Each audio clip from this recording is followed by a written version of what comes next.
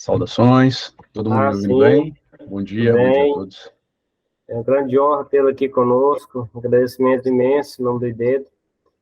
Aproveitar aí já no início, Alexandre, o IDETO é um instituto pequeno que está engateando, já tem uns 3 anos, mas a gente tem feito eventos online, né, dada a facilidade, inclusive na pandemia, de diálogos eleitorais nesse formato. Já às vezes tem um palestrante, mais um debatedor, sempre temos de eleitoral.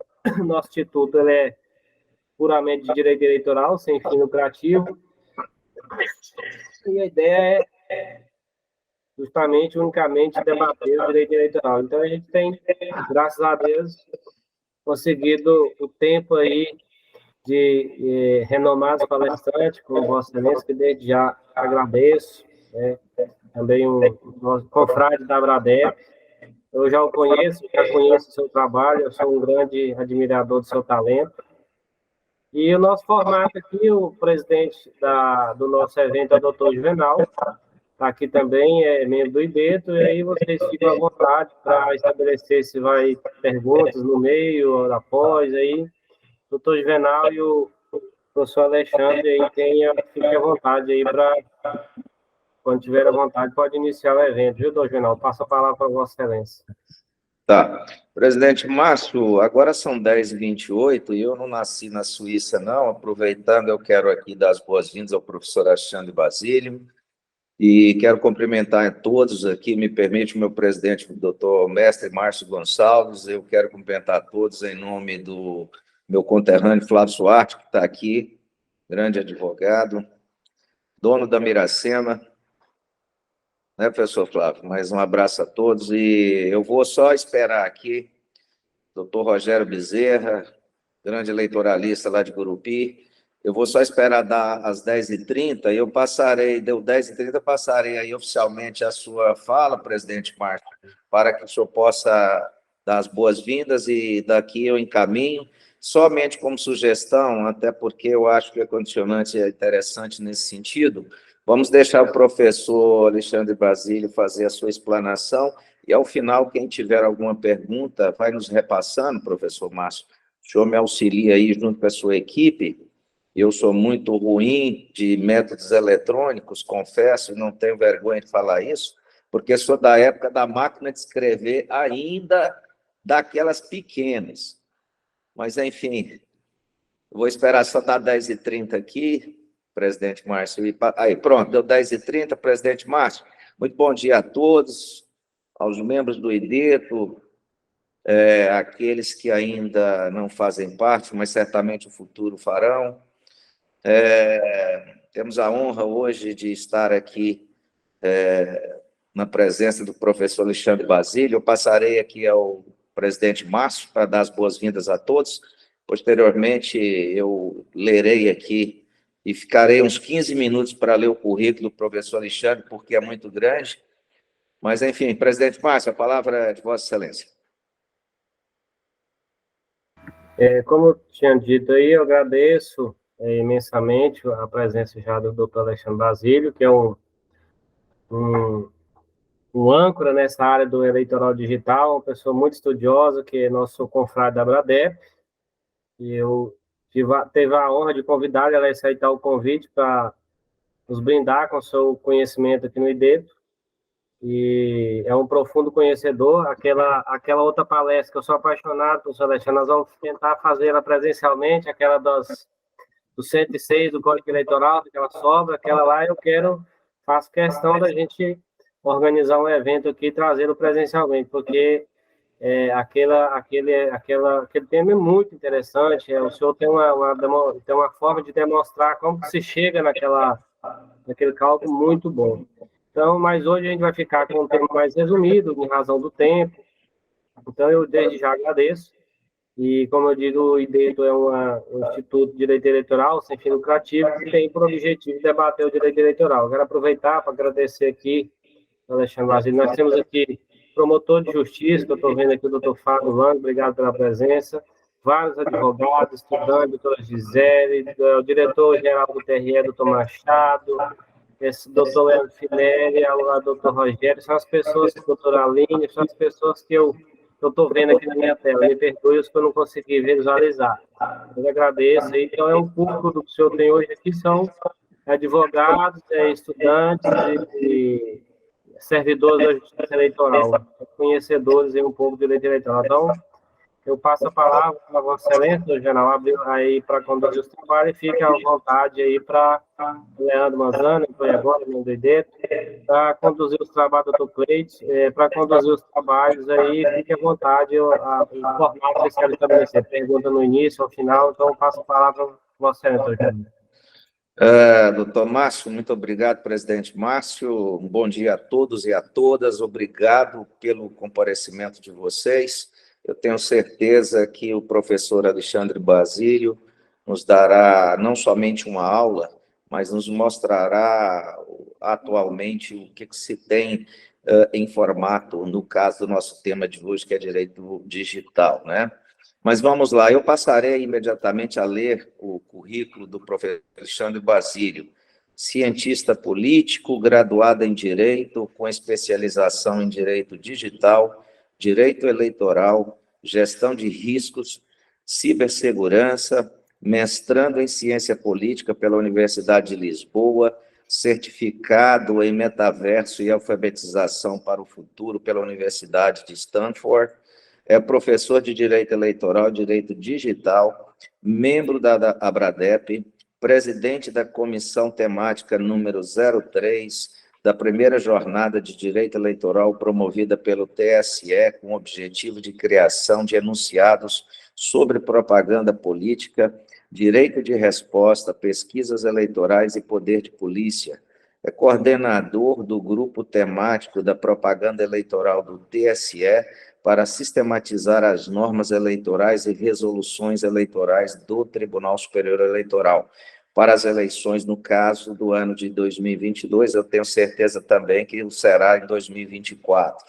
Coordenador do Grupo 03 para a sistematização das normas eleitorais, a convite do ministro Edson Fachin, para aprimorar as resoluções eleitorais para as eleições, no caso do ano de 2020.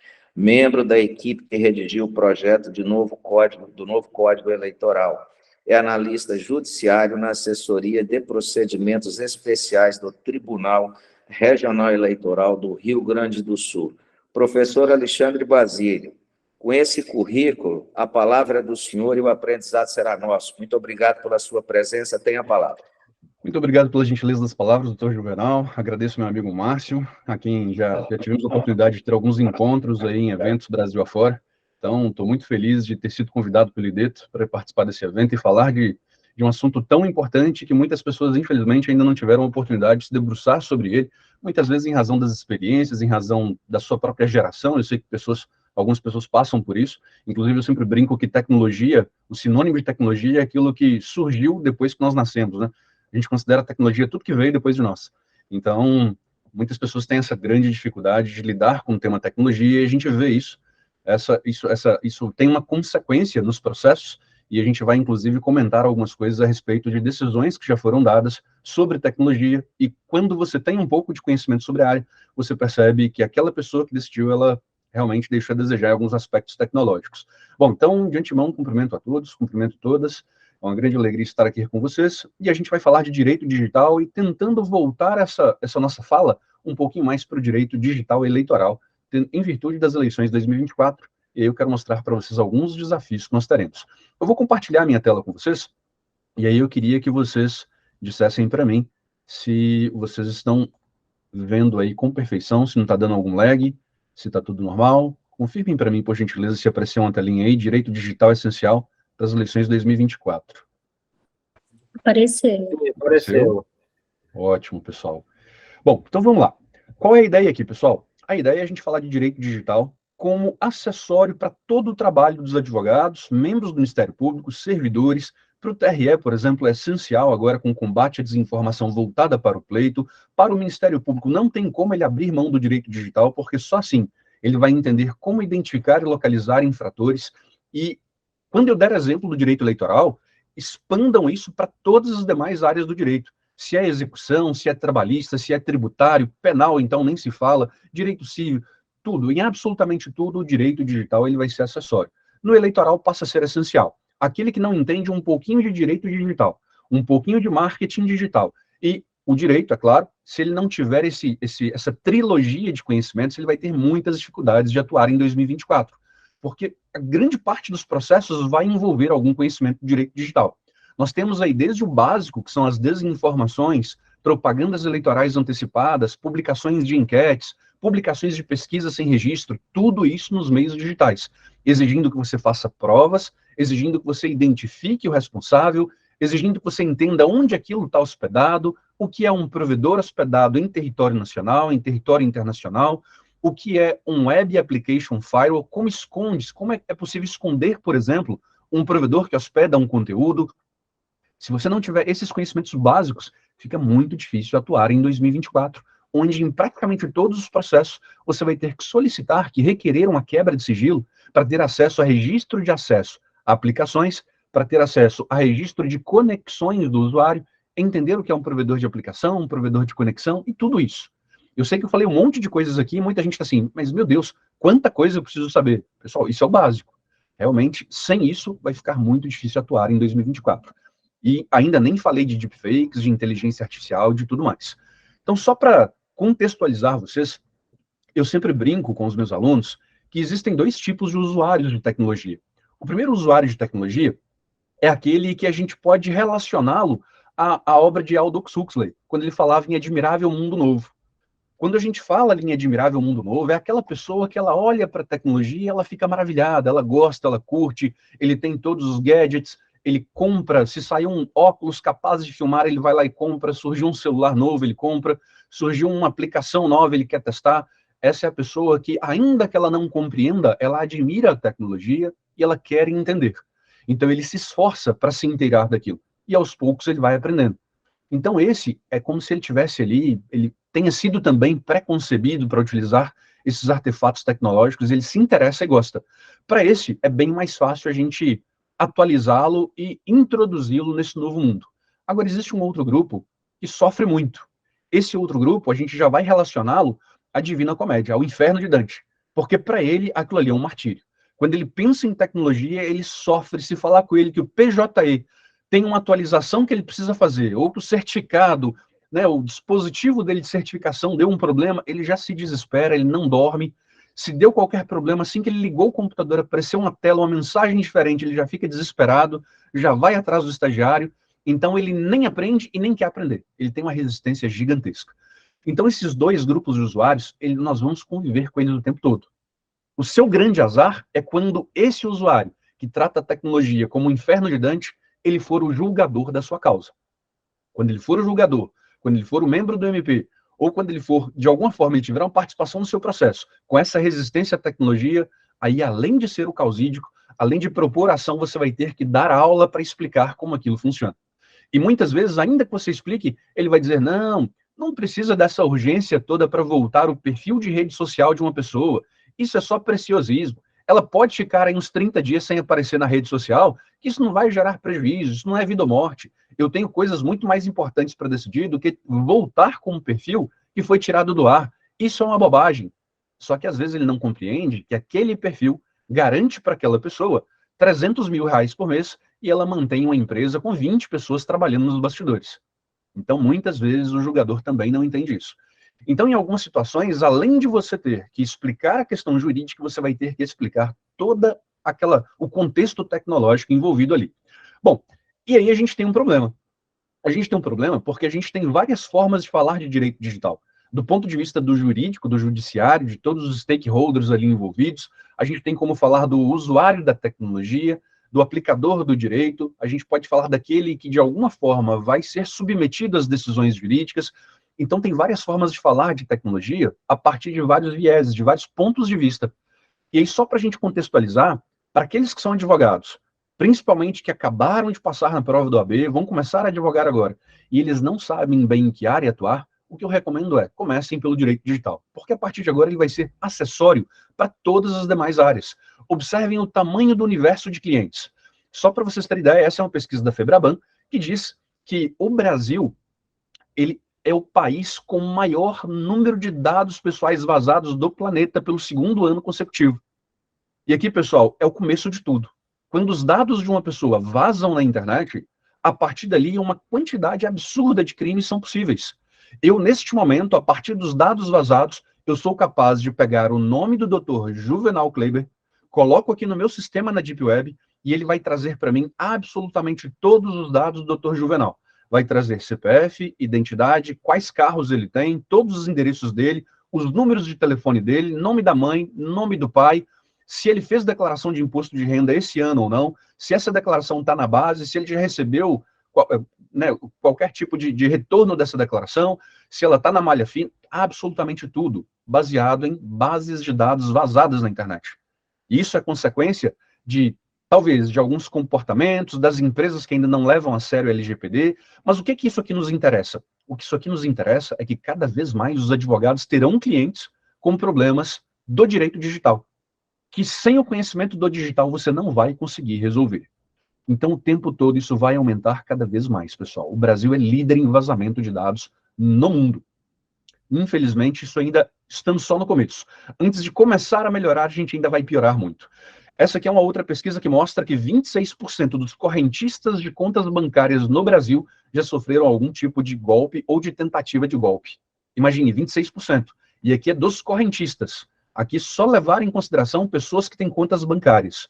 Agora, pensem que uma outra pesquisa já trouxe que dos usuários de internet, ao menos 58% dos usuários já sofreram alguma tentativa de golpe na internet. E aí vocês parem para pensar, 58% dos usuários da internet brasileira já foram vítimas de golpes. Olha o tamanho assim, o número de clientes que precisariam de uma consultoria sobre direito digital, sobre os seus direitos, sobre o que podem fazer com relação a esses golpes, e muitas vezes não encontram as pessoas preparadas para atendê-los nessas demandas.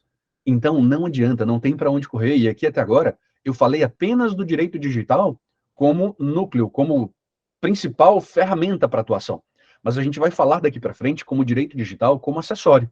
E por que isso passa a ser tão importante? Porque em todas as causas ele vai ser o básico para resolver. Ainda que você esteja falando de direito do trabalho, por exemplo, e você não consiga enxergar como o direito digital vai te ajudar, pensem que em várias situações, e eu vou mostrar para vocês isso, ele vai ser extremamente necessário.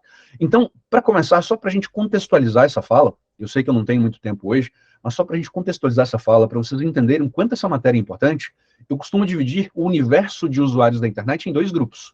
Aqueles que já foram vítimas de cybercrimes e aqueles que ainda serão. Não tenham dúvidas disso. Se você não foi, você ainda vai ser. E se você não foi, é só você parar um pouquinho para pensar que você vai se lembrar que já tem pessoas no seu círculo de relacionamentos que já passou algum tipo de golpe. Então você vai se lembrar de um amigo, de um parente, de um primo, da mãe, do pai, golpe do WhatsApp, golpe do Pix, golpe dos nudes, deep nudes, qualquer um desses, e o tempo todo estão acontecendo e se proliferam o tempo todo. Todo dia surgem novidades nessa área e a criatividade é o que impera. Então vamos lá. Quais são as formas de abordar esse tema e como é que nós vamos abordá-lo nesse pouco espaço de tempo que nós temos?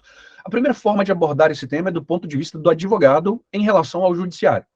Por que o direito digital é importante do ponto de vista do advogado com o judiciário? E a gente vai falar um pouco sobre isso. A primeira questão é que a gente tem uma dificuldade gigantesca de falar sobre esse tema, e isso já foi reconhecido pelo próprio STJ. Essa é uma fala do ministro Sebastião Ricardo, e ele diz o seguinte, ele diz, olha, o judiciário não está preparado para atuar com crimes digitais, com crimes virtuais, crimes digitais. E aqui é o reconhecimento do próprio ministro. E o mais interessante, que o ministro Sebastião Reis Júnior, quando ele fala sobre isso, ele está falando especificamente de crimes em razão das dificuldades de encontrar o responsável pelo cometimento de um crime virtual. Mas, pessoal, isso aí a gente pode extrapolar para todas as áreas do direito, inclusive eleitoral. Existem problemas do eleitoral, como alguns sites que foram criados em 2022, que o processo ainda não terminou. Ainda não conseguiram localizar o responsável pelo site, que foi criado apenas para destruir a imagem dos candidatos. Vocês devem ter ouvido falar de LulaFlix, BolsoFlix e todos esses sites criados em 2022, e alguns deles o processo ainda não se encerrou. Eles não descobriram quem eram os responsáveis por esses sites para responsabilizá-los, para trazê-los, né, à lide, para fazer com que eles fossem ali, de alguma forma ou multados ou removessem esses conteúdos, ou de qualquer forma eles dissessem qual era a intenção ao criar aqueles conteúdos.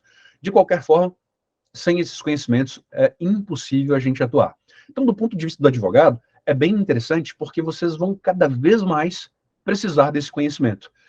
E aí, pessoal, o grande desafio aqui é que você, além de ter que saber, como eu já disse, você tem que saber ensinar. Recentemente, o meu tribunal ele ficou por umas 2 horas discutindo se o grupo Meta teria ou não teria que entregar todas as publicações do usuário no tempo em que a ação foi proposta. Deixa eu explicar rápido para vocês o que aconteceu. Uma AIGE foi proposta tendo como fundamento, como principais provas, vários prints de tela do Facebook, várias URLs de publicações e vários prints de tela do Facebook. E a AIGE toda foi baseada naquilo. Todos os abusos, tudo aquilo, as provas eram basicamente do Facebook. E aí o que fizeram? De imediato, o advogado que propôs a ação, ele tinha pedido para remover esses conteúdos, porque, de alguma forma, eram conteúdos ilícitos e tal, pediu para remover. Só que ele não pediu para fazer a preservação desses conteúdos, ele apenas determinou a remoção. Antes dos conteúdos serem removidos por ordem judicial, a parte investigada foi lá e apagou tudo aquilo. E no andamento do processo, eles simplesmente dizem assim, Meta, determinam ao grupo Meta, ao Facebook, e junte aos autos todas as publicações consideradas ilícitas para que a gente faça uma análise. E aí o grupo Meta, o Facebook, disse, não, mas espera aí, eu não tenho esses dados. Em momento algum vocês pediram para preservar, eu não sou obrigado a guardar esses dados. Isso aí já passou há mais de um ano. E aí vem o tribunal para discutir se o grupo Meta tinha, de acordo com o Marco Civil da Internet, a obrigação de manter aqueles dados ou não. E aí vem o artigo 5º 6, o 5º 8 do Marco Civil da Internet, o 13, o 15 e todos aqueles dispositivos ali sobre essa parte do Marco Civil da Internet que dispõe sobre esse assunto. E aí, analisando tudo aquilo, eles começaram uma discussão interminável. Uns achavam que o grupo Meta tinha que entregar aqueles dados, outros diziam que não. E aí, pessoal, o grande problema é que tem tantos termos técnicos no Marco Civil da Internet que muita gente, mesmo lendo, não compreende. E esse é um assunto essencial para o direito eleitoral. E aí observem que, no final das contas, compreenderam que o Meta não tinha essa responsabilidade. Como o advogado, ele não fez a preservação desses dados, ele não fez nenhum tipo de ata notarial, ele não fez uma prova não unilateral, o processo acabou se esvaindo sem ter os seus objetivos alcançados, em razão de falta de provas daquilo que foi alegado. Então, muitas questões essenciais a partir de agora. E aí a gente tem ainda como abordar do ponto de vista do cidadão. E aqui estamos todos nós. Porque pensem, de um lado vocês são advogados, mas o tempo todo vocês são cidadãos reféns da tecnologia. E como cidadãos, pessoal, a gente tem um grave problema. Porque só no último ano foram 2,5 bilhões de prejuízos em razão de golpes bancários e que todos nós ainda vamos sofrer, ou teremos mães, pais, irmãos, parentes que vão passar por isso. E aí a gente precisa saber o que é, por exemplo, quais são as medidas que podem ser tomadas quando acontece um PIX indevido, o que você pode fazer, o que é um MED, como é que funciona, quais são os comportamentos adequados, o que o Banco Central recomenda, todos esses conhecimentos passam a ser essenciais. E a gente ainda pode analisar como usuário da tecnologia, e aqui eu falo especificamente para quem é servidor público ou para quem atua em alguma organização. Por que isso? Porque atenção ao que aconteceu ao TJ do Rio Grande do Sul. O TJ do Rio Grande do Sul sofreu um ataque, toda a base de dados do TJ foi criptografada, ou seja, ela foi embaralhada, e quando ela é embaralhada, para desembaralhar, só aquele que conhece o código, conhece a semente da criptografia, conseguiria desembaralhar. Então, com tudo aquilo embaralhado, era inservível. E aí os hackers disseram, me paguem $5 milhões e eu devolvo os dados para vocês. O que o TJ fez? De onde nós vamos tirar ou justificar pagar $5 milhões? Impossível. Tiveram que ir atrás do backup, verificar se o backup estava atualizado, voltar esse backup, mesmo que não estivesse completo, voltar e fazer o tribunal funcionar de novo. Mais de 3 meses parado. Quando isso acontece com um tribunal, o prejuízo para o jurisdicionado é gigantesco. Mas agora imagine quando isso acontece para a justiça eleitoral. Quando qualquer tribunal eleitoral ele é invadido, ou quando o TSE é invadido, o questionamento não é mais sobre processos e procedimentos em andamento. Aí, a questão já passa a ser quanto à democracia. Porque o primeiro questionamento é, será que as eleições não foram alteradas por esses hackers? Será que o resultado não foi modificado? Então, a invasão a um tribunal é muito mais crítica. Mas se você atua em qualquer organização e, de alguma forma, você facilitou, ou você, sem o devido dever de cuidado, você permitiu que alguém usasse as suas credenciais para invadir aquele tribunal, aí, pode ter certeza, você vai entrar no bojo da investigação. E foi o que aconteceu no TJ.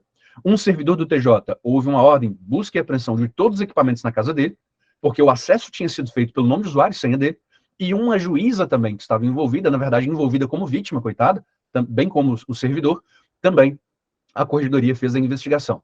Então, pessoal, o que precisa para você estar envolvido em um escândalo como esse? Simplesmente você utilizar a mesma senha para absolutamente tudo.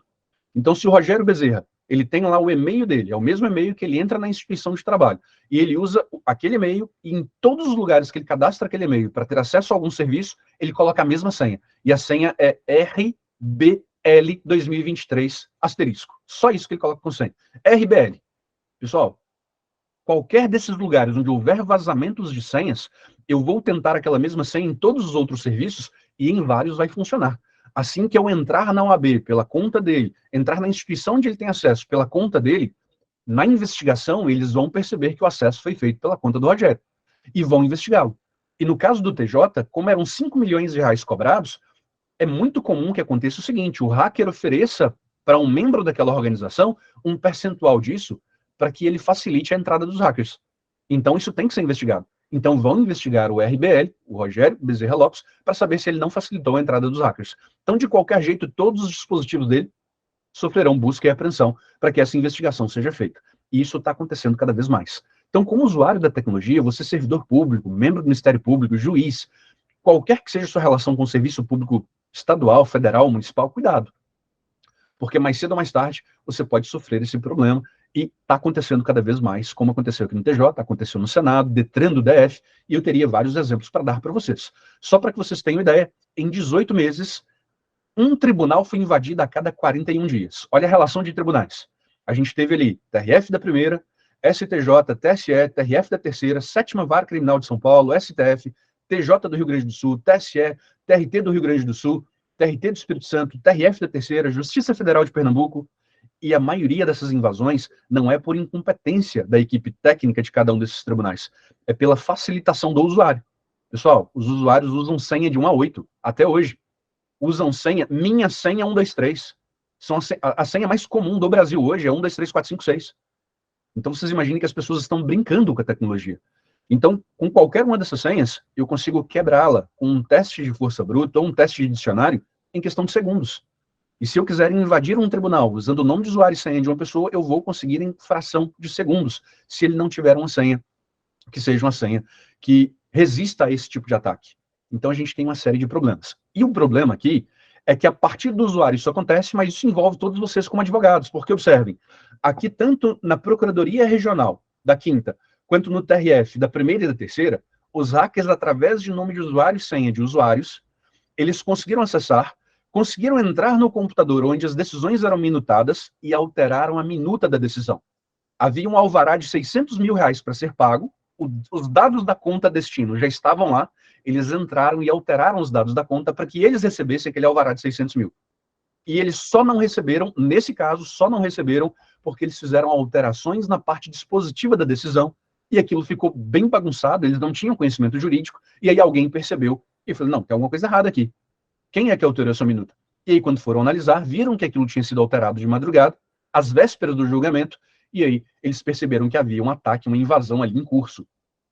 Mas agora, esse caso foi o que perceberam. E agora, quantos outros não foram percebidos? A gente não sabe. Isso não divulgaram. Mas o que nós percebemos, quando perceberam o ataque, eles divulgaram que os hackers tinham chegado até esse ponto. E alteraram também o parecer do Ministério Público, da Procuradoria Regional. Então imaginem, pessoal. Agora parem para pensar, vamos afastar um pouquinho essa realidade aqui, vamos pensar em você no seu escritório. Será que você no seu escritório, você tem os cuidados adequados para proteger a sua rede? Ou será que a sua senha Wi-Fi é aquela senha padrão que a operadora chegou, instalou o roteador e a senha do jeito que estava ficou? Eu quero que você saiba que a senha padrão que as operadoras colocam, ela é uma junção de informações que já estão no próprio roteador. É uma senha padrão, não é para ficar. Então, se eu me sentar na porta do seu escritório, em 5 minutos, com o nome de usuário e senha padrão do seu Wi-Fi, eu consigo entrar na sua rede e, a partir de então, todos os crimes que eu cometer na investigação vão chegar no seu escritório. Então, para complicar a sua vida é bem fácil. Para analisar também a sua inicial, o que você vai propor para eu me defender, o que você vai recorrer, também é bem fácil uma vez que eu estiver dentro da sua rede. Então, tem muita gente que não está levando isso a sério. E no eleitoral a gente vai ver cada vez mais isso, como, por exemplo, lives, comícios, até mesmo, né, reuniões partidárias ali, elas sendo atacadas para que elas não aconteçam quando elas ficarem para 1/10 hora. O último dia de prazo é o último dia para a gente fazer ali aquela reunião, para decidir quais nomes vamos lançar, e aí, naquele momento, eu ataco aqueles computadores, que estão presidindo a reunião. Pessoal, simplesmente não acontece. E aí perdeu o prazo, já era. Então tem muitas possibilidades. Vamos lá, se a gente seguir aqui, como usuário da tecnologia, tem esse caso que eu contei para vocês. Computador de servidor e de juíza podem ter sido porta de entrada de ataque hackers aos sistemas do TJRS. E aí ambos sofreram busca e apreensão. Bom, já falei um monte de coisa interessante para vocês, mas agora a gente vai aprofundar. Por que eu quero aprofundar? Eu quero aprofundar para conscientizar vocês que não tem para onde vocês fugirem. O direito digital ele é acessório. E você vai ter que aplicá-lo em todas as demais áreas do direito. Eu tive a oportunidade de dividir esse artigo aqui com a professora Patrícia Peck, que é uma das maiores especialistas em direito digital no Brasil, e aí a gente fala muito sobre isso. Em vários textos dela, ela fala o tempo todo que o direito digital ele deve ser visto como uma evolução do próprio direito e não como uma área autônoma, onde você tem que estudar princípios, a base, nada disso. E ele se orgulha em ser um direito acessório de todas as demais áreas. Esse é o nosso ponto de partida. A gente sempre vai estudar o direito convencional, todas as demais áreas, usando o direito digital como acessório. E essa é a melhor forma hoje de ver o direito digital. Vai usá-lo para absolutamente tudo. E a partir disso, a gente chega ao nosso grande desafio.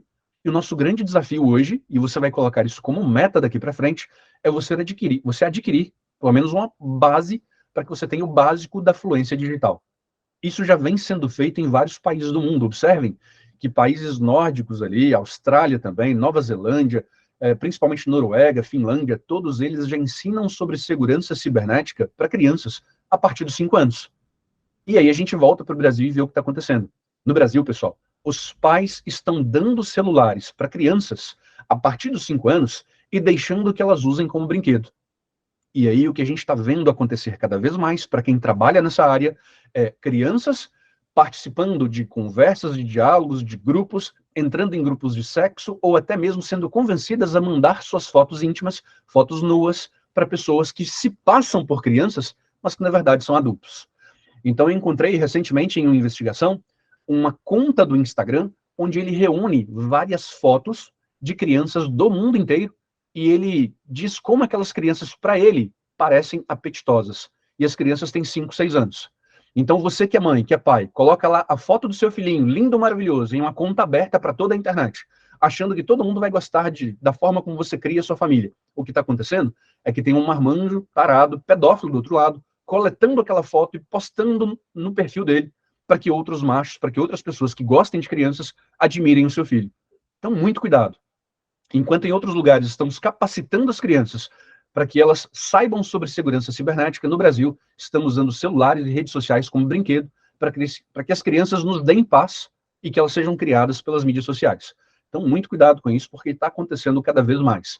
Ao mesmo tempo, quando a gente para pensar, e esse aqui é só o começo, sobre segurança cibernética, a gente percebe que a gente tem um longo caminho pela frente, até que a gente entenda os riscos que a tecnologia, os benefícios, mas também os riscos que a tecnologia traz, e vocês como advogados, como operadores do direito, juízes, servidores, membros do Ministério Público, passem a utilizar o direito digital como um acessório. E aí, para usar o direito digital como acessório, observem como é interessante, porque em todas as áreas tem aplicação. Aqui é bem interessante, no tributário, em execuções cíveis, execuções penais, em tudo isso a gente pode usar o direito digital, e aqui só para trazer um exemplo para vocês, eu trago aqui o caso do Sniper. É uma ferramenta lançada pelo CNJ, que te ajuda a localizar bens do executado, te ajuda a compreender sobre moedas digitais, novo modo de operar das organizações criminosas, sobre NFTs, mapas de relacionamento, pessoas utilizadas como laranja, contas laranjas, rastreamento de recursos, o follow the money, tudo isso baseado em direito digital, usando ferramentas que foram criadas recentemente. E aí observem que se você nem sequer sabe da existência dessas ferramentas, fica muito difícil de você atuar. Observem que o Sniper, essa nova ferramenta do CNJ, ele é muito interessante, porque ele reúne uma grande quantidade de bases de dados que vão ajudar muito nessas investigações. Então, para o Ministério Público, por exemplo, passa a ser essencial compreender isso. Se ele não entende nada disso, olha, muito dificilmente ele vai conseguir ter sucesso em suas investigações. E aqui, pessoal, só estou usando a ferramenta Sniper como exemplo, mas se vocês quiserem aprofundar, eu vou falar uma palavra que vai ser uma palavra-chave para vocês. A palavra é OSINT. Alguém já ouviu falar sobre isso? OSINT. OSINT significa em inglês Open Source Intelligence.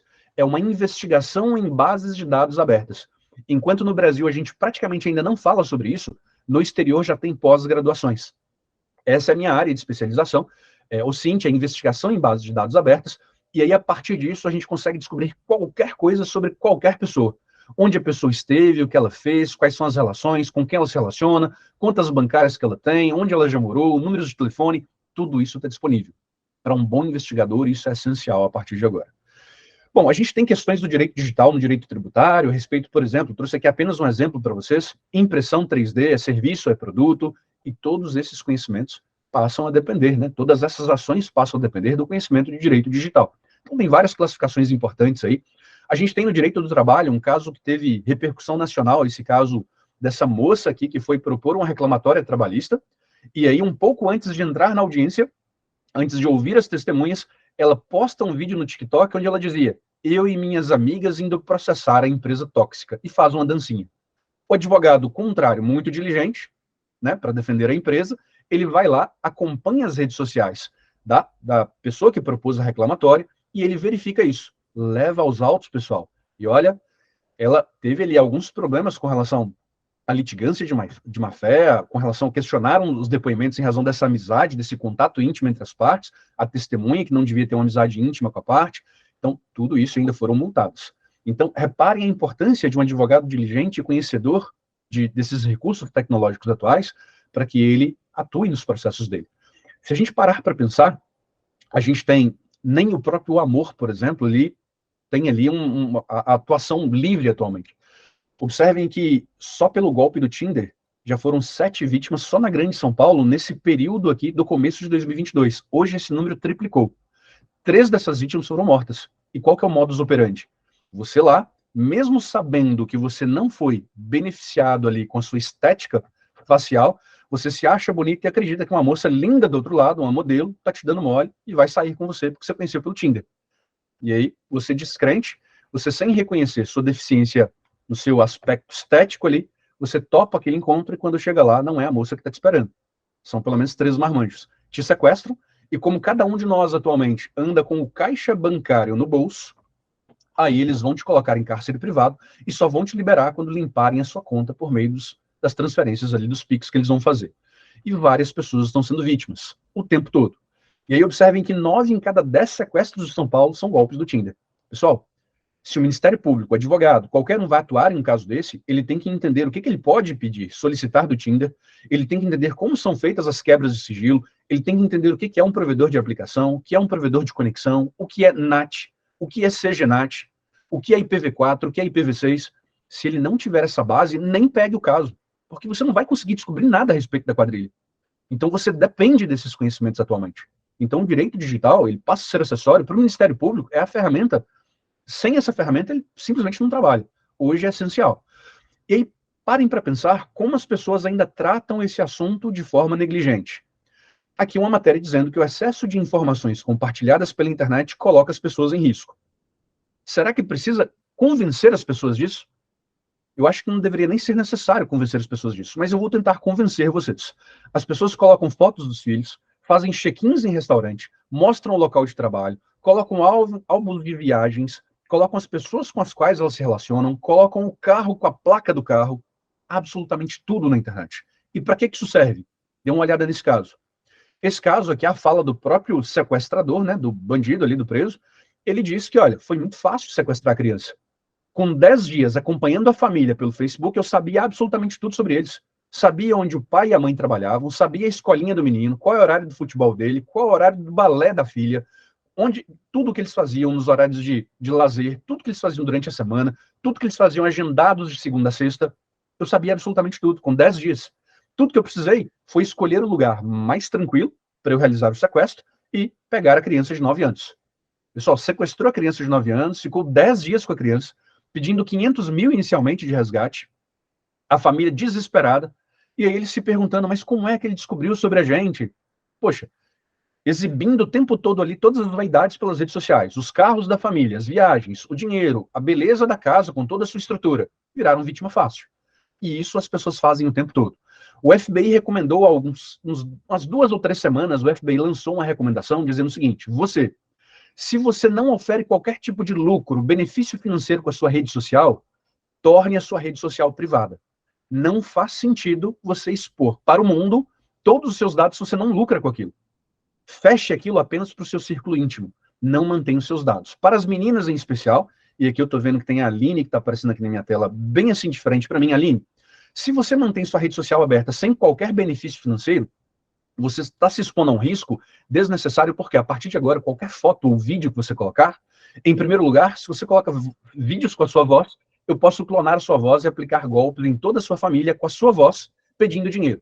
Esse é o primeiro passo, que é o que está mais comum atualmente. Segundo, em qualquer foto ou vídeo que você apareça de corpo todo, com 2 cliques eu consigo te colocar nua e depois gerar golpes, tentar te extorquir, dizer que vou contar para toda a sua rede de relacionamentos que essas fotos você não para de me enviar, que você troca nudes comigo, e aí começa a te extorquir.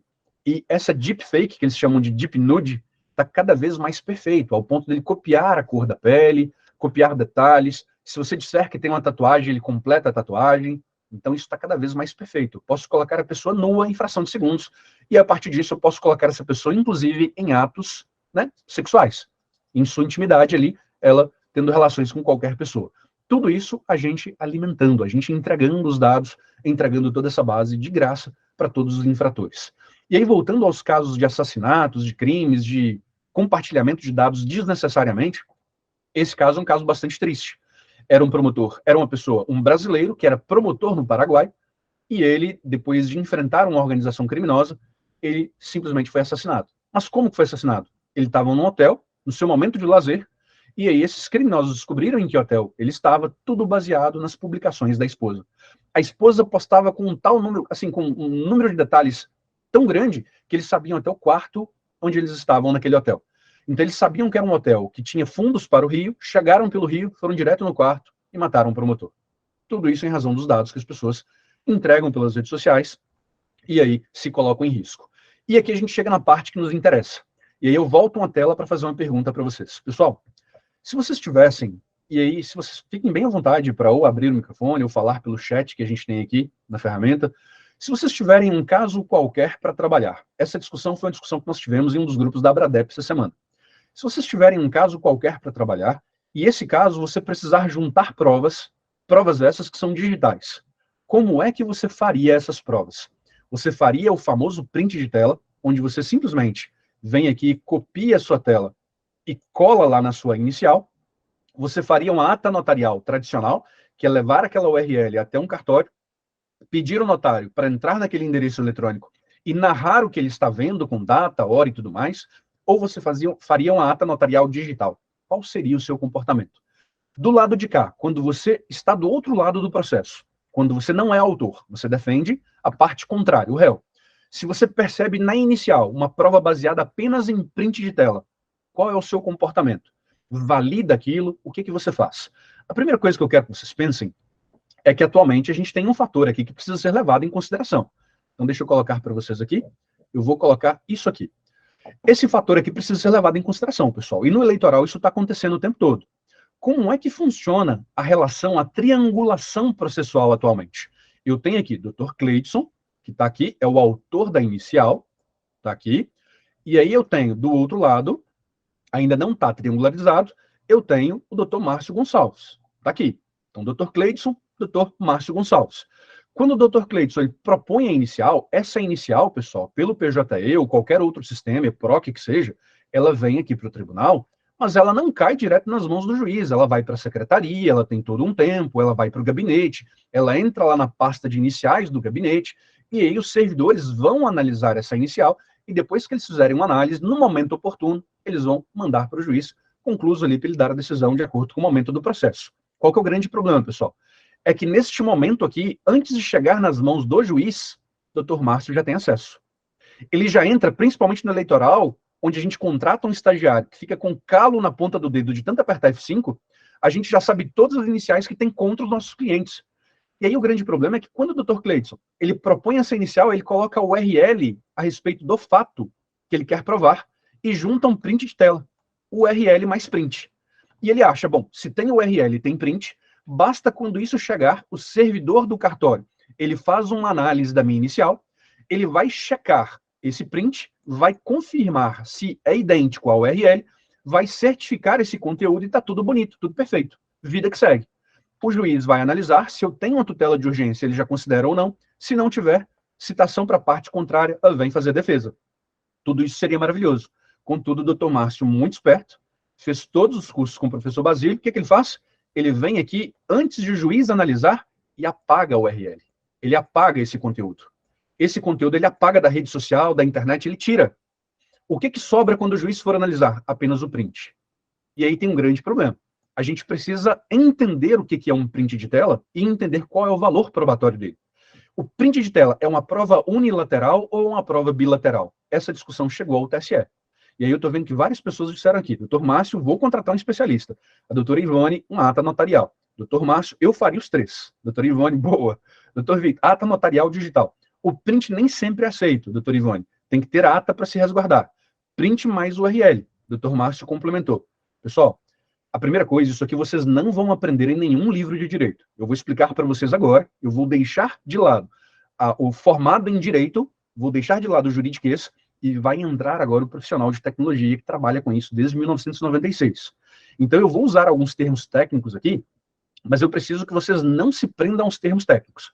Eu preciso que vocês entendam apenas o funcionamento básico da tecnologia. Então vamos lá. Eu tenho aqui no computador dele, doutor Márcio. Ele está aqui no computador dele. E ele falou em print de tela e ata notarial. Doutor Márcio está aqui no computador dele. E doutor Márcio, ele quer representar um conteúdo que saiu nesse site aqui, www.treto.jus.br. O conteúdo está nesse site.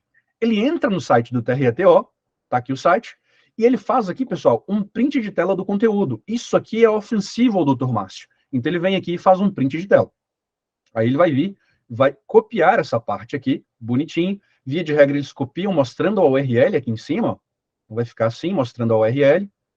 Ó, aqui vai aparecer a URL, TRETO, para ter certeza que o print foi daquilo ali. Vai printar isso aqui, vai colar na inicial dele.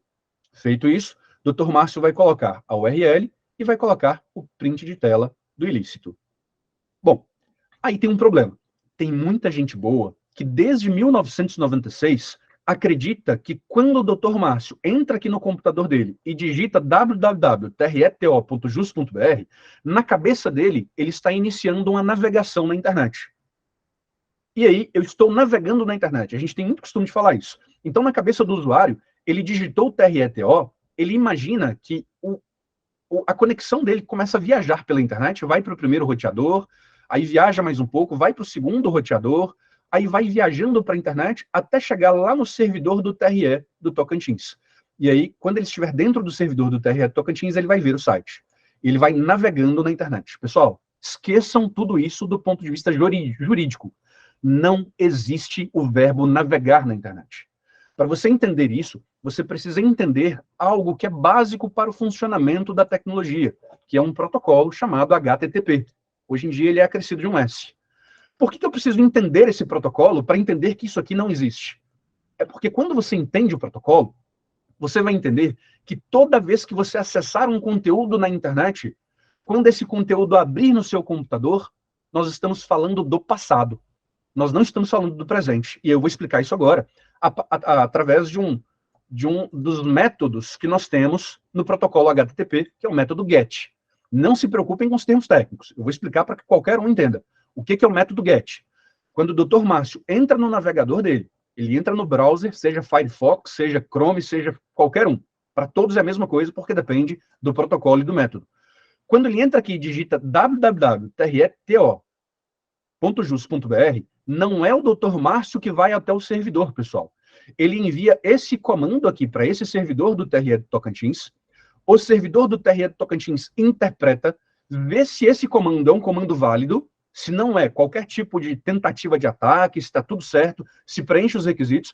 Preencheu os requisitos, o computador, o servidor do TRE-TO, manda uma cópia, atenção, manda uma cópia. Isso aqui aconteceu 10 horas. Dr. Márcio digitou o TRE-TO às 10 horas, o servidor do TRE-TO envia uma cópia do site para o Dr. Márcio, que vai abrir aqui no computador dele. Quando o Dr. Márcio der o print aqui, ele está printando uma cópia que veio para ele. Às 10 horas, essa cópia era o que valia. Às 10h01, o tribunal atualizou. Isso aqui que está no computador do Dr. Márcio já não condiz com isso aqui mais, porque foi atualizado às 10h01. Então, toda vez que você printar algo no seu computador, você está printando o que existe só para você. Print de tela é um ato unilateral, é um dado que só existe no seu computador. E aqui eu quero que vocês parem tudo e abstraiam agora. E quero que vocês entendam que existe uma regra no mundo hacker que diz: o que está no meu computador é meu. E com esse conteúdo eu faço o que eu quiser. Então eu vou mostrar isso na prática para vocês agora. Observem. Acabei de digitar treto.jus.br. Esse pedido eu enviei um GET para os servidores do TRE do Tocantins. Os computadores, servidores do TRE do Tocantins, enviaram uma cópia para o meu computador que acabou de ser aberta aqui. Entendam, pessoal, isso aqui não está nos computadores do Tocantins mais. No momento em que abriu, isso aqui está no meu computador. Isso aqui é meu. O que é meu, eu faço com ele o que eu quiser. Se eu faço o que eu quiser, eu posso fazer isso aqui. Eu simplesmente preparo essa página, e eu vou mostrar para vocês como isso é rápido. Eu vou fazer em fração de segundos, eu vou preparar essa página para fazer isso aqui. Reparem, a única coisa que eu vou fazer é dar um comando no meu computador, e agora eu posso tão simplesmente editar essa página do jeito que eu quiser. Porque se o que está no meu computador é meu, deixa eu só dar um comando aqui.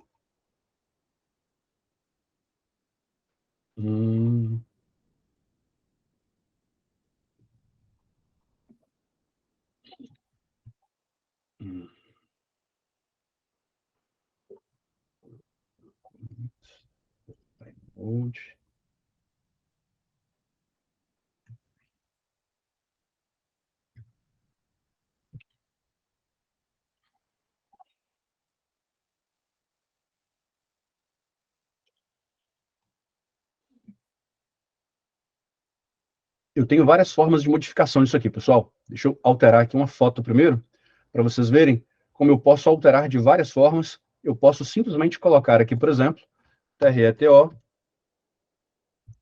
não é referência.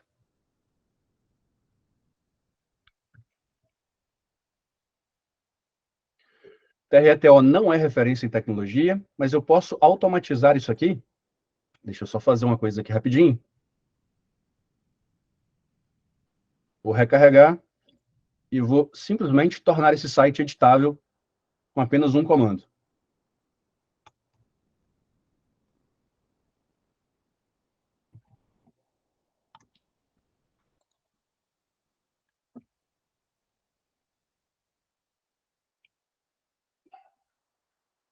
Só um minuto.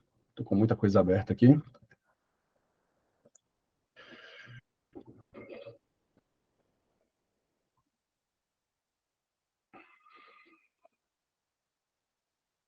Só um minutinho que eu já vou tornar ele editável. Eu vou fazer a mesma coisa para vocês verem. A gente vai fazer a mesma coisa no WhatsApp. Que essa era a discussão, exatamente a discussão que aconteceu ontem. Na discussão que aconteceu ontem, nos grupos da Abradep, estávamos discutindo se as filiações partidárias, elas poderiam ou não ser consideradas. Então vamos lá. Se o que está no meu computador é meu, eu posso alterar absolutamente tudo. Então eu altero aqui antes de fazer o print. TRETO não é. Posso alterar essa parte aqui toda, tirar isso aqui tudo. Posso alterar essa mensagem aqui de baixo, de modo estratégico. TRE, sei lá, posso fazer qualquer coisa. Posso simplesmente escrever o que eu quiser aqui. Aqui, pessoal, o céu é o limite. Você altera o que você quiser para que você monte o print de tela do jeito que você quiser. Então, aqui, pensem, o print de tela é um conteúdo que está no computador local, não está no computador remoto. Então, isso aqui vale para qualquer situação. Eu posso colocar aqui o Facebook, por exemplo, e alterar uma mensagem, escrever que uma pessoa me ofereceu dinheiro para eu votar nela, eu altero o que eu quiser. O que está no meu computador é meu. Isso aqui é o básico que vocês precisam aprender do protocolo HTTP e do método GET para entender que um print de tela ele sempre vai ser ato unilateral. E aí, quando você junta o print de tela, que é algo que está só no meu computador, a única forma de validá-lo é quando o técnico do cartório, a pessoa do judiciário que receber os seus autos, ele confrontar o seu print de tela com a URL. Ele pega o seu print, analisa e olha a URL. Ele mesmo entra naquela página e ele verifica se o print é igual ao que está no ar. É a única forma de validar sem uma ata notarial, ok? Se você não tem ata notarial, seu conteúdo é sempre unilateral. E agora, se o técnico, quando ele acessar a URL, esse conteúdo não existir mais, isso aqui passa a ser equivalente a um documento do Word criado no seu computador. Não tem diferença. Doutora Lorena, quer falar alguma coisa? Professor Basílio, isso que eu ia Pois não. interromper o seu minuto. Por favor. Lorena, seu áudio está aberto. Eu acho que ela não está perto do computador. Deixa eu ver se eu consigo aqui, não. Acho que eu não consigo mudar ela, não. Talvez Doutor Márcio, pede para o Alberto, por favor, aí, ver se... Aí, pronto, obrigado. Consegui. Pronto, então, pessoal, se não tiver como checar a URL, absolutamente impossível. Então, aquela técnica que o doutor Márcio, quando alguém propõe uma ação contra o candidato, ele entra lá e apaga aquela URL, ele apaga aquele conteúdo, sendo baseado apenas em print de tela, o que poderia ser feito? Aí observem que a gente tem uma regra processual agora, voltando para o direito, uma regra processual que vai nos resolver o problema. Por quê? Artigo 422 do CPC. O que ele vai dizer? Qualquer reprodução mecânica, como a fotográfica, a cinematográfica, a fonográfica ou de outra espécie, tem aptidão para fazer prova dos fatos ou das coisas representadas se a sua conformidade com o documento original não for impugnada. Pessoal, se é só print de tela, lembrem-se, o dever de todo advogado é sempre impugnar. Por quê? Porque é um conteúdo que só existia no computador do usuário. Se eu não tenho aquele conteúdo, o reflexo dele, no servidor original para eu confrontar, alguém já foi lá e apagou, lembrem-se, é um conteúdo que é sempre unilateral. Sempre. Entenderam isso? Sempre unilateral. Por isso que toda vez que houver nos seus autos, nos autos em que você está trabalhando, um print de tela que você não pode checar pela URL oficial, 422, impugnem. Sempre. Impugnem. Por quê? Porque pode ter sofrido qualquer alteração mínima que seja na data de postagem, em uma palavra, em uma expressão, e aquilo fazer total diferença, até no número de seguidores, número de pessoas que viram. Nós sabemos hoje que o TSE, por exemplo, ele o tempo todo, ele leva em consideração o número de pessoas que curtiram e compartilharam para sopesar a gravidade do ato. Se eu entrar ali e alterar só isso, em vez de 54 pessoas que viram, eu colocar 5.400. O TSE vai agravar muito a penalidade, em razão do alcance que aquilo teve. Então, eu posso fazer essa alteração em fração de segundos, simplesmente editando a página aqui, e não precisa de alterar isso por meio de imagem, que deixaria rastros. Eu altero no ar, eu altero aqui, pelo próprio navegador, do jeito que eu vi, do jeito que vocês viram que eu fiz para vocês. Então, pessoal, muito cuidado, porque esse já foi um caso que chegou ao STF.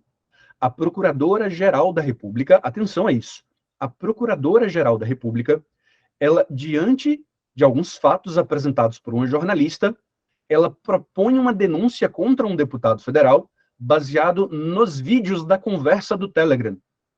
Alguém teve uma conversa com um deputado, se sentiu ameaçada, gravou aquela conversa e mandou para a Procuradoria-Geral da República. A procuradora, analisando aqueles prints e aqueles vídeos da conversa, ela propôs uma denúncia que teve uma repercussão na mídia gigantesca. Deputado federal ameaça de morte jornalista. Só que depois, quando foram fazer perícia nos aparelhos, a jornalista simplesmente não quis entregar o aparelho dela. E o deputado disse, olha, tá aqui meu aparelho. Eu quero que vocês façam perícia e encontrem essa conversa aqui. Pessoal, é claro, o deputado entregou o aparelho dele e a jornalista não. Ela disse que ela estava morando em Washington, que ela não queria mais mexer com aquilo, que ela estava se sentindo ameaçada, estava se sentindo em risco, e aí o processo teve que ser arquivado graças a isso. Agora, e se esse deputado tivesse o telefone roubado e ele não tivesse como oferecer o telefone para perícia? E aí? Eu queria, pessoal, nesse momento, pedir ao Dr. Márcio a autorização para eu fazer uma brincadeira com ele aqui. Mas eu queria que o Dr. Márcio se afastasse para mostrar para todo mundo que o telefone não está na mão dele. E aí eu vou mostrar para vocês como destruir a imagem de uma pessoa. Posso, Dr. Márcio? Está todo mundo aqui presente, vendo que o Dr. Márcio não está com o telefone na mão? Levante as mãos, Dr. Márcio. Não está com o telefone nas mãos. E eu vou mostrar para vocês como hoje é fácil a gente destruir a vida de um candidato. E aí está aqui, olha. Eu estou conversando neste momento com o Dr. Márcio, pessoal. Quem o conhece sabe, aqui está a foto dele, está aqui a fotinha, está aqui o número telefônico dele. Então, desculpa até expor seu número, Dr. Márcio, mas quem tiver qualquer necessidade de uma parceria no Tocantins, está aí o telefone do Dr. Márcio, só falar com ele. Então, aqui está uma mensagem que ele enviou para mim. Basílio, meu caro, tudo bem com você? Olha, faz tempo que quero falar com você. Estou com uma situação aqui, gostaria muito de contar com seus conhecimentos para resolver isso. Tem um processo aqui, não posso falar muito sobre isso por aqui, mas é uma situação em que é necessário realizar a manipulação de alguns dados já juntados nas provas, sem deixar rastros, de forma a não ter questionamento sobre a decisão. Sei que é possível, mas não tenho ideia de como isso pode ser feito. Será que você poderia me ajudar? Sei que haverá uma bonificação e os valores são bem razoáveis, pois envolve gente grande. Acredito que estaríamos falando de algo com 7 dígitos, né? 7 zeros. Você tem interesse e disponibilidade? Pessoal, atenção, doutor Márcio, se afasta. Vou conversar com ele ao vivo para vocês verem. Claro, doutor Márcio? Se paga bem, que mal tem. Vamos juntos nessa. Pode me dar mais informações? Ó, doutor Márcio vai responder agora, pessoal. Reparem, estou conversando, quem conhece sabe que é o telefone dele, quem conhece sabe que a foto dele está ali e ele está digitando. Tudo que eu vou precisar depois é printar e enviar isso aí para a Polícia Federal, para quem for o agente competente para investigar o caso. Mas ele está que digita, vamos ver o que ele vai falar. Eu prefiro que seja pessoalmente. Eita, parece ser sério. Podemos combinar um café, mas você tem certeza de que isso seria ou ficaria só entre nós?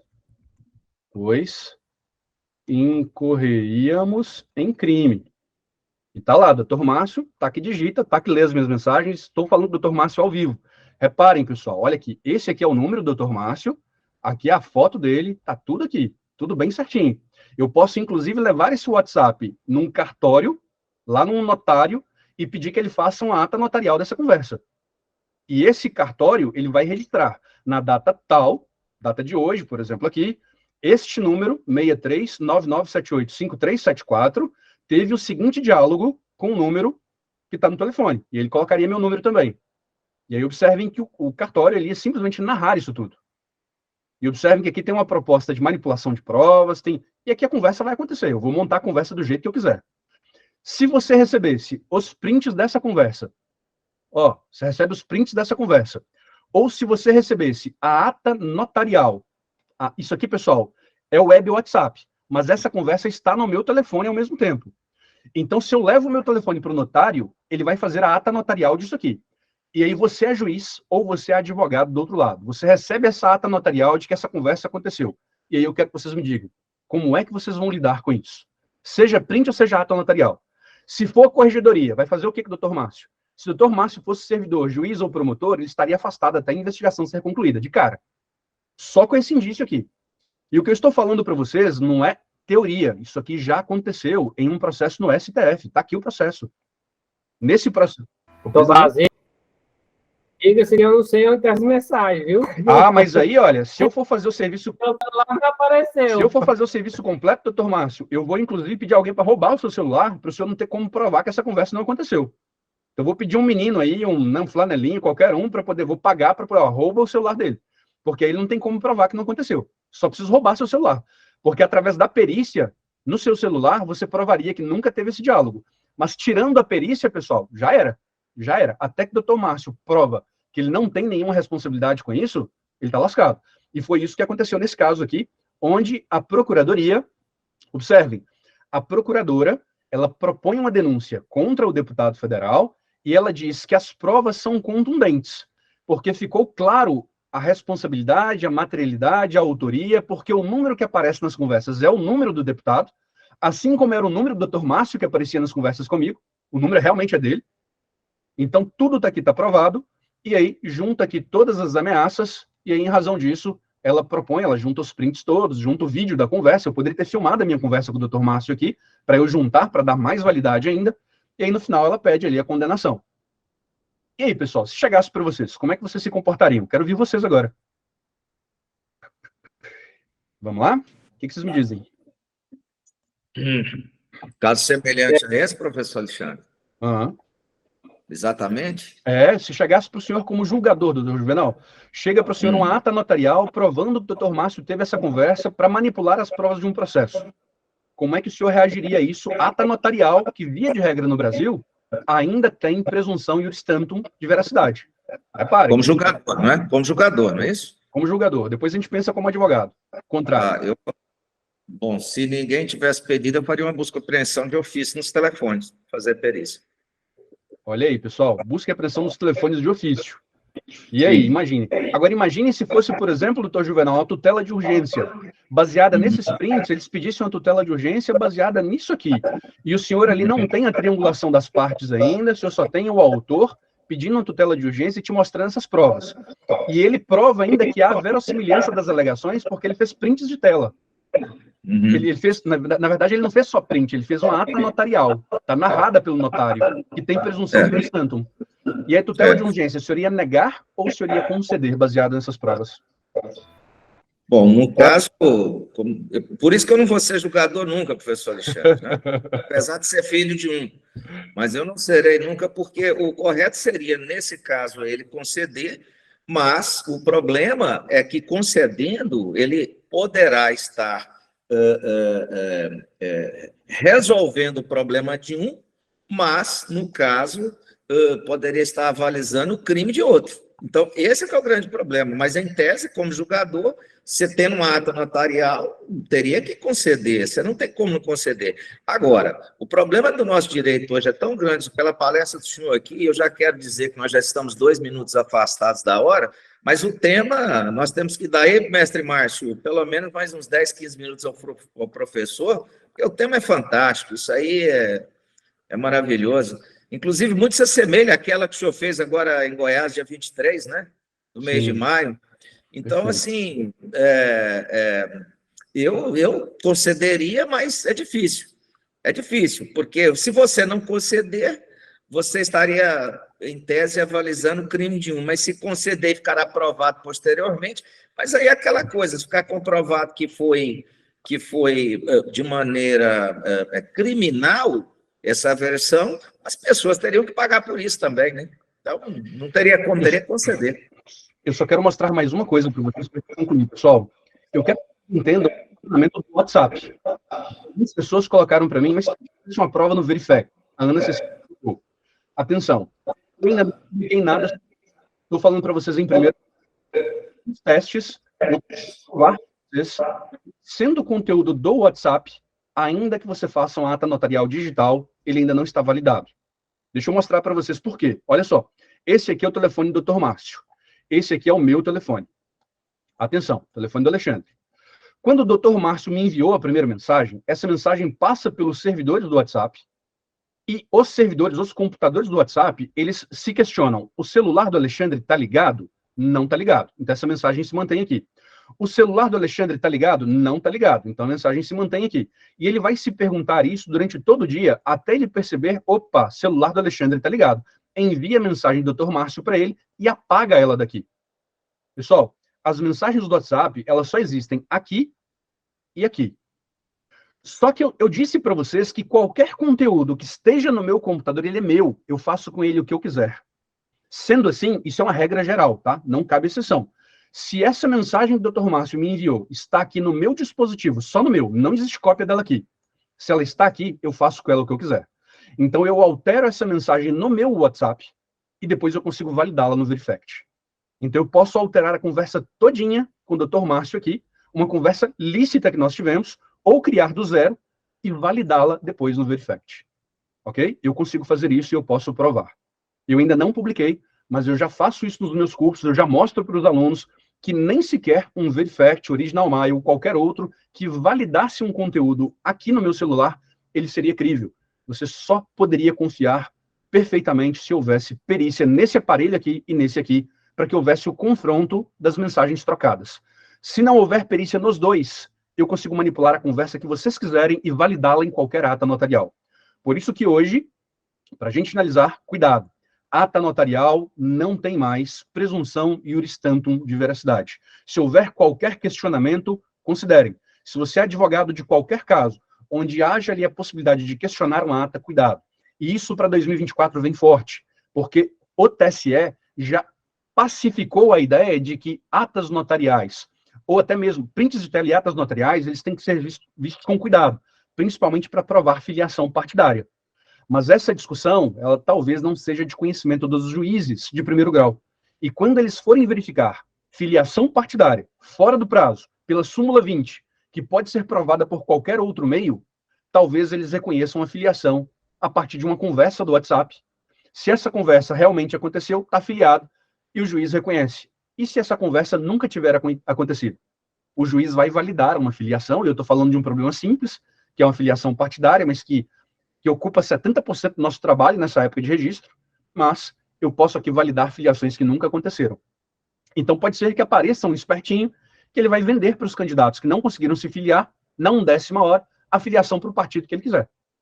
Olha, me paga aí 10 mil reais que eu te vendo uma filiação, eu te vendo a prova de que você tentou se filiar e pela, ali, talvez, ineficiência do partido, eles não enviaram o seu nome na base de dados do TSE. Mas a gente prova por outros meios, de acordo com a súmula 20, nessa conversa que você estava filiado. Pessoal, isso aqui é só um gostinho para vocês perceberem o tamanho dos desafios que nós temos. E aí, é claro, eu teria aqui 40 horas para falar. O curso todo, o curso módulo 1, 20 horas, o módulo 2, mais 20 horas, então são 40 horas só de problemas ligados aos meios digitais e que hoje passam a ser essenciais que você tenha conhecimento para que você consiga atuar em qualquer área, em especial no eleitoral em 2024. Então, minha intenção aqui hoje era simplesmente plantar uma sementinha na cabeça de vocês, pegando aí um tema bastante polêmico, que é provas digitais, mas tem inúmeros outros problemas aí de localização de infratores, reconhecimento, OSINT, identificação de quem cometeu aquele ato ilícito pelos meios digitais. Então, a gente teria aí muitas e muitas horas de conversa. Mas o doutor Juvenal já lembrou bem, nosso tempo acabou, e aí eu passo para vocês, caso queiram perguntar alguma coisa ou dar algum feedback, fiquem bem à vontade. Só tenho a agradecer a atenção de todos vocês aqui por essa manhã de hoje. Muito obrigado. Bom, pessoal, aí agora, dúvidas eu tenho certeza que existirão. Doutor Alexandre, nós tivemos picos hoje de participação, quase, eu acho que o máximo de 72 pessoas, estamos com 54 no momento, aliás, perdão, 61 no momento participando, que é muito bom pelo horário, e principalmente se leva em conta, estando dando a palestra, a sua excelência, né? E eu passarei aqui a pergunta aos meus colegas, por favor, o façam oralmente, como os bons operadores do direito que somos, e desde já eu quero agradecer aqui a presença dos servidores do TRE, de promotores de justiça, assessores de juízes que estão nos acompanhando, estudantes de direito que me passaram aqui várias mensagens, agradecendo a oportunidade de estar aqui participando também, enfim, a todos aqueles que se dispuseram. Dúvidas, pessoal? Tenho certeza que temos muito. Eu já vou começar, eu só vou começar uma, pessoa, não é uma dúvida, apenas uma constatação. Espero que minha mulher não tenha assistido essa sua aula. Pessoal, alguma dúvida?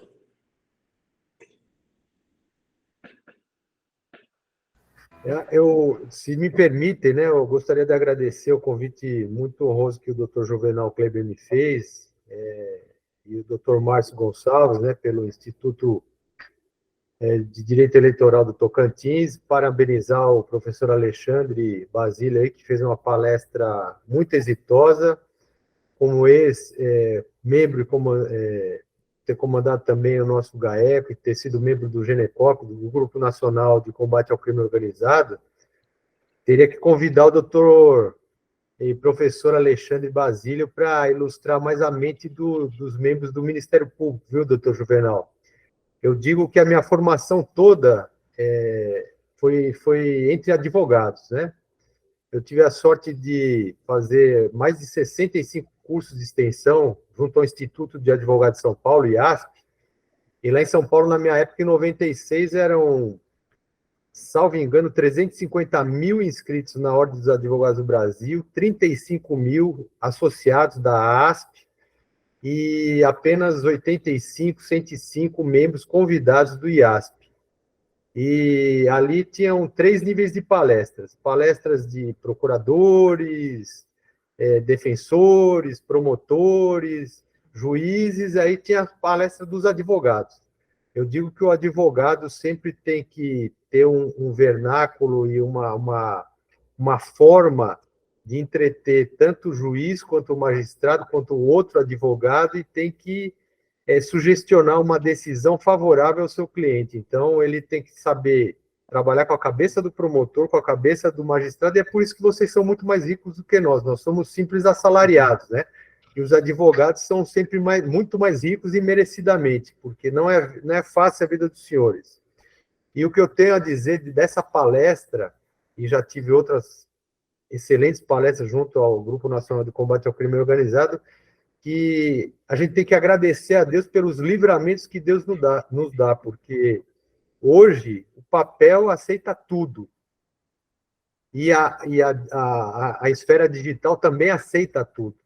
Então, estamos aqui ainda presentes por força e bênção de Deus, porque do jeito que a vida vai, a gente tem que tomar muito cuidado com tudo que vai nos afrontar a nossa vida, né? Então, parabéns, doutor Alexandre Basílio, e agradeço aí por o senhor ter aclarado as mentes aqui dos operadores do direito aqui do Estado de Tocantins, e que essa matéria aí, para quem está iniciando, é uma matéria muito palpitante. Parabéns por todo o seu conhecimento e o senhor tem que vir mais para o lado do Ministério Público também, viu? Porque senão os advogados vão botar a gente ainda mais no bolso, viu? Muito obrigado aí, um excelente trabalho a todos. Muito obrigado, doutor Juvenal, muito obrigado, doutor Márcio. Fico às ordens do Ministério Público, doutor Fábio. É só o convite que a gente vai junto lá. Eu vou até sugerir, eu não sei se todos viram, diante do adiantado da hora, o presidente Márcio colocou à disposição um e-mail do professor Alexandre Basílio para que todos possamos enviar as nossas dúvidas a ele. Ele certamente, como operador de direito que é, e professor, e principalmente paciente com todos nós, ele responderá a todos. Obrigado pelas palavras ao doutor Fábio Lang, membro do Ministério Público, por diversas vezes já operou também na Justiça Eleitoral, dando a sua sabedoria aos processos que o conduziu, pessoa de um currículo fantástico e tenho certeza que honra muito o Ministério Público com seu trabalho. Eu queria agradecer a presença de todos, especialmente ao professor Alexandre Basílio. Certamente o senhor retornará aqui ao IDETO para que possamos, dentro desse assunto, poder proporcionar ao senhor e nos proporcionar também conhecimento da matéria. É uma matéria muito pouco... Confesso ao senhor que alguns detalhes que o senhor disse na sua palestra eu sequer conhecia. É incrível, eu sempre falo que eu tenho muito medo do digital. Hoje você anoitece honesto e amanhece bandido, né? E eu sugeriria até ao professor Zé Machado Santos, que também é membro do IDETO, que está aqui, e também tem vasta experiência junto à Justiça Eleitoral, inclusive trabalha no Tribunal Regional Eleitoral, que convidasse, que falasse com o presidente atual, Elvésio, e a partir de segunda, o presidente João Rigo, parece, que convidasse o professor Alexandre Basílio para os magistrados eleitorais, pudesse falar tudo isso, que para nós também é importante como advogado, para evitar que decisões afoitas possam prejudicar nossos clientes, ou mesmo possa nos prejudicar se nós formos mal assessorados nessa eleição. E aqui eu já falo para todos aqui que trabalham, que são operadores de direito eleitoral, presidente Márcio, que nós vamos ter que contratar, além de advogados, estagiários, uma pessoa que tenha conhecimento vasto, justamente na técnica digital, porque senão o futuro fica difícil para todos nós.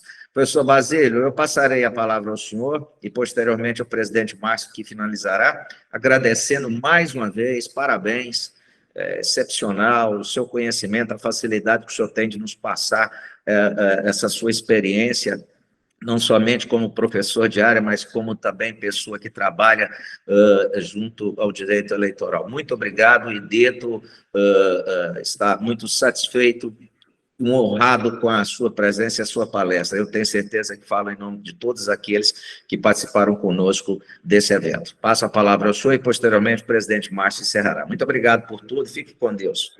Doutor Juvenal, só tenho a agradecer as palavras de Vossa Excelência, agradeço a todos aí pela participação, as pessoas que enviaram as perguntas. Infelizmente não pudemos responder todas, mas se vocês puderem me adicionar lá no Instagram, estou sempre às ordens para bater aquele papo, conversar, então é só colocar lá o prof.Alexandre Basílio e eu estou à disposição. Esse é um tema realmente muito importante e eu venho recomendando para todos os tribunais, para o Ministério Público, que eles criem seus núcleos de inteligência digital, porque a partir de agora, sem esse núcleo, sem pessoas com duplo conhecimento em direito e em tecnologia, vai ficar muito difícil de trabalhar, e só assim a gente pode evitar situações como essa, onde houve a denúncia de uma pessoa que não tinha nada a ver, foi tudo uma prova completamente fraudada, e ainda assim ela foi denunciada.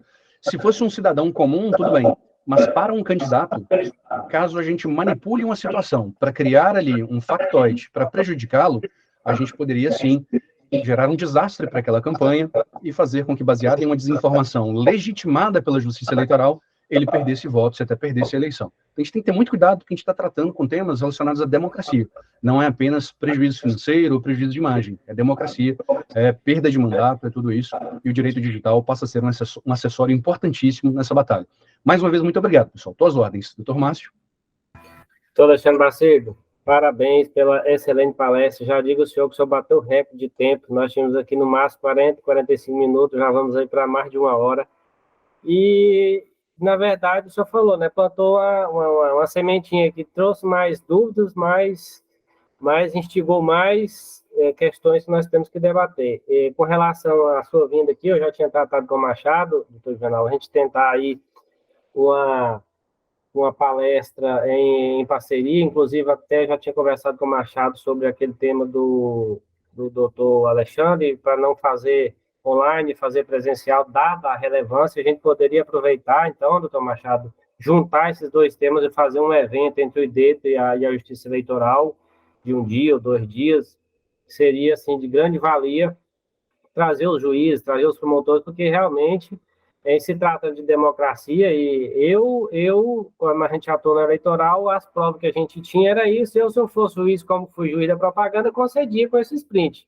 Hoje, né, a gente tem que repensar realmente esse sprint, essas atas notarial, quer dizer, o professor Alexandre Basílio conversou comigo ali, eu não sei onde estão essas conversas, porque no meu celular não apareceram. Então, é assim, o que a gente vê com essas palestras, eu fico com medo, que mundo que nós estamos, né? Daqui uns dias a gente vai ter que voltar para o celular Motorola, o pé de burro, porque esse negócio de foto, de mensagem, a gente está num mundo, parece que cheio de bomba, de mina, qualquer coisa que você pisa, você está se explodindo. Então, realmente, o tema é instigante, a gente precisa aprofundar, inclusive, o judiciário enquanto democracia, porque uma propaganda errada, uma divulgação de uma propaganda com um candidato, 2 horas só, né? E quem advoga no eleitoral e sabe que a propaganda que passou meio-dia, se você não conseguir derrubar ela à noite, já era. Então, não adianta esperar para outro dia. Então, há essa urgência.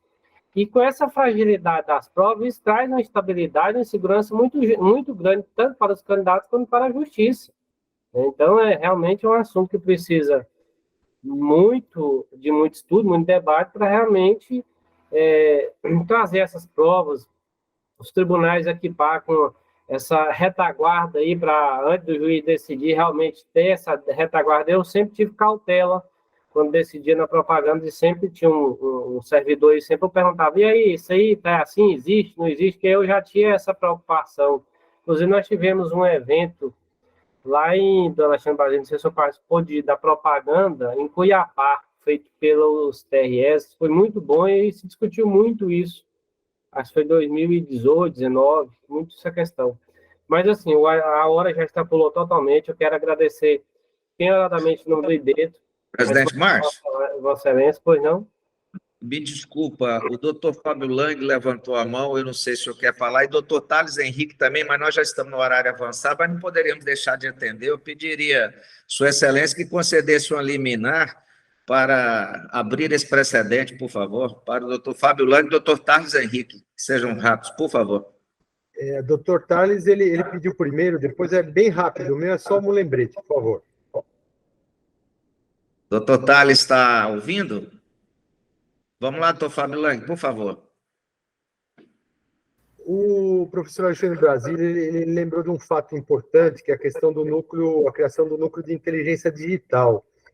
E eu tenho visto, assim, frequento muitos escritórios de advogados amigos e vejo vários advogados amigos aqui, não vou denominar todos, mas uma questão que eu acho que o doutor Alexandre poderia abordar isso numa outra oportunidade, mas a questão da segurança institucional, da segurança do escritório do advogado, porque todos os advogados, eles lidam com vários documentos sensíveis de clientes poderosos, clientes expostos, né, autoridades expostas como políticos, ainda mais no direito eleitoral.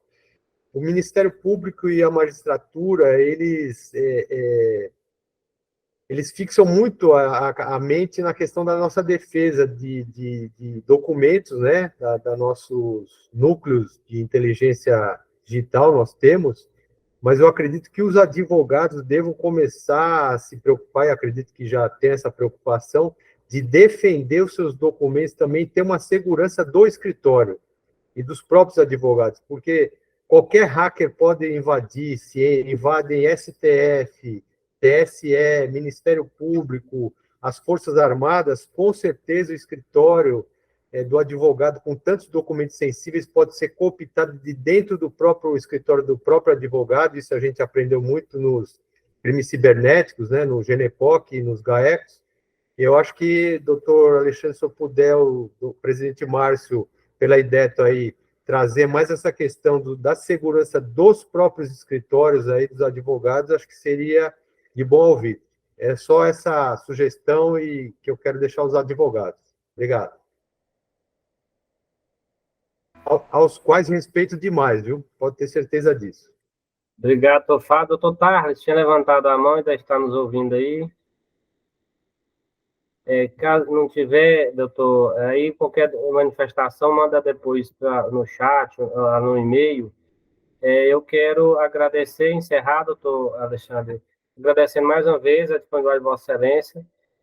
Vamos viabilizar aí com o doutor Machado, com certeza, essa vinda sua aqui no Tocantins, e aí a gente vai tentar tratar esses dois assuntos que é de fundamental importância. Então, muito obrigado a todos, aos membros do IDETO, às autoridades que participaram, aos servidores de justiça eleitoral. Muito obrigado aí, bom dia, já quase boa tarde a todos. Um grande abraço e até mais.